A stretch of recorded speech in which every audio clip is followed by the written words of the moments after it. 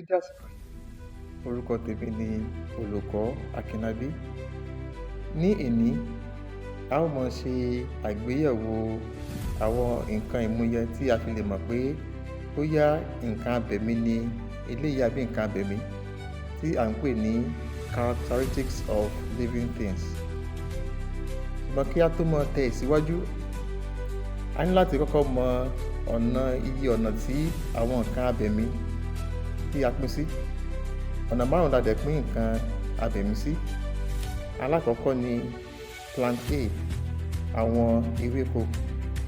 Ẹlẹ́ẹ̀kejì ni animalia, àwọn ẹranko. Ẹlẹ́ẹ̀kẹta ni fungi, bíi àwọn olú. Ẹlẹ́ẹ̀kẹrin ni prokaryotes, a tún lè pè ní monera, àwọn kòkòrò àìfojúrí. Ẹlẹ́ẹ̀karùn-ún ni eukaryotes tàbí prototists, àwọn kòkòrò àìfojúrí tá a lè rí díẹ̀ àbí tá a lè rí rárá ti ara ló wà ní inú ẹlẹ́ẹ̀karùn-ún yìí. Ní ìtẹ̀síwájú, àwọn nǹkan ìmúyẹ tá a fi lè mọ̀ bóyá nǹkan abẹ̀mí ni eléyìí àbí nǹkan abẹ̀mí kọ́ tí a pè ní characteristics of living things, ọ̀nà méje ni a pín wọn sí.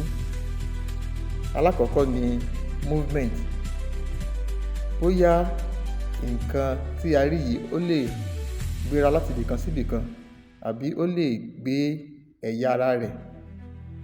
Alákọ̀ọ́kọ́ eléyìí. Ẹlẹ́ẹ̀kejì ni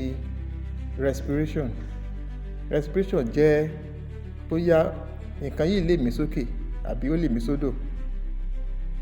Ẹlẹ́ẹ̀kẹta ni nutrition, bí nǹkan yìí ṣe lè máa wá nǹkan tí yóò máa jẹ.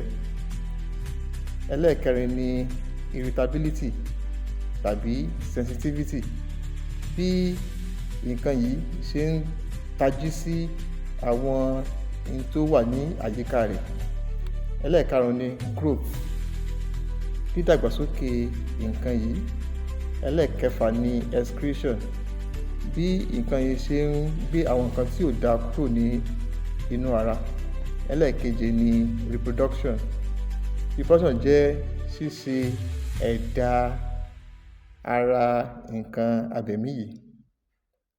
Àwọn ọ̀nà méje tí a fi lè mọ̀ bóyá nǹkan tá a rí yìí bóyá nǹkan abẹ̀mí ni àbí kò ṣe nǹkan abẹ̀mí tí mo pè ní ìmúyẹ bí a ṣe lè mọ̀ nǹkan abẹ̀mí tí àwọn olóyìnbó ń pè ní characteristics of living things. Ní ibí yìí ni a ó máa fi àdàgbà ètò ìní sí. Ẹ ṣé púpọ̀, ó dìgbà kan náà.